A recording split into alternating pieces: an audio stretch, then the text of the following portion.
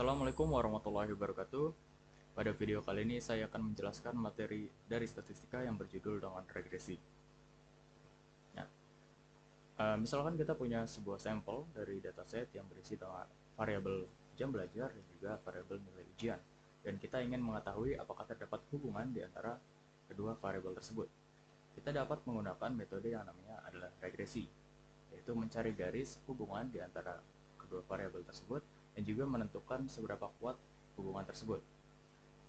Regresi biasa dinotasikan dengan simbol y hat dengan konstanta b0 dan juga koefisien dari x b1. Nah, misalkan kita ambil sampel kedua dari data yang sama, kita dapat melihat bahwa garis regresi tersebut itu berbeda dari garis regresi yang sebelumnya. Jika disandingkan dengan garis yang sebelumnya, kita dapat melihat bahwa benar garis ini itu berbeda. Garis yang baru ini lebih rendah dan juga lebih landai dibandingkan garis yang sebelumnya. Nah, kedua garis ini itu biasa disebut dengan the line of the best fit atau fitted regression line, di mana kedua garis ini sama-sama mengestimasi sebuah garis juga yang dinamakan true regression line, dinotasikan dengan capital Y dan juga konstanta B0 dan koefisien dari X beta 1. Garis true regression line ini tidak dapat kita cari atau kita deteksi. Kita cuma bisa mengestimasi garis tersebut menggunakan fitted regression line. Caranya yaitu dengan menggunakan jumlah sampel yang banyak. Dalam teori, hal tersebut akan semakin mendekatkan garis fitted regression line terhadap true regression line ini. Selanjutnya kita akan mencari tahu bagaimana cara mencari garis fitted regression line.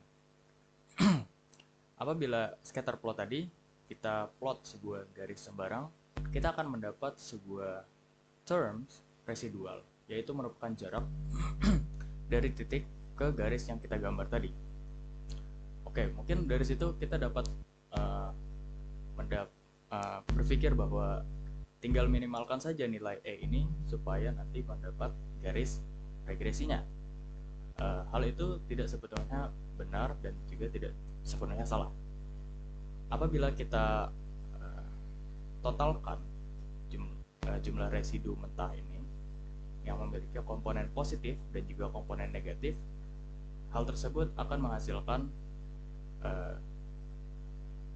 hasil yang saling meniadakan, yang pada akhirnya hasilnya sama dengan 0. Untuk mengatasi hal tersebut, kita dapat menggunakan sebuah cara, yaitu mengkuadratkan nilai residual ini supaya nanti hasilnya tidak akan sama dengan 0 dan akan selalu positif. Barulah dari sini kita minimalkan nilainya, dan metode ini dinamakan dengan metode least square.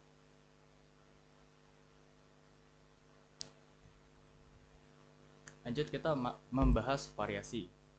Dari garis regresi tadi, yaitu y hat, kita plot sebuah garis baru yang merepresentasikan mean dari sampel tersebut, y bar. Nah, regresi itu juga dapat digunakan untuk mencari tahu kenapa sebuah variabel itu bervariasi. Total variasi dapat dijelaskan atau dapat dibagi menjadi dua bagian, yaitu variasi yang dapat dijelaskan oleh garis regresi ini dan juga variasi yang tidak dapat dijelaskan, yaitu residual ini. Apabila kita masukkan ke sini, y hat dikurangi y bar itu merupakan SSR atau sum of square dari regresi, dan yi atau titik asli dikurangi dengan y hat itu merupakan SSE, dan ini adalah variasi total atau sum of square total, yaitu merupakan penjumlahan dari SSR dan juga SSE. Lalu juga ada koefisien determinasi, yaitu merupakan proporsi variasi yang dapat dijelaskan terhadap variasi total. Nah, apabila SSE-nya tinggi, otomatis R-squared-nya nilainya akan rendah, sehingga garis regresi tersebut akan dinyatakan jelek. Dan juga apabila garis SSE tersebut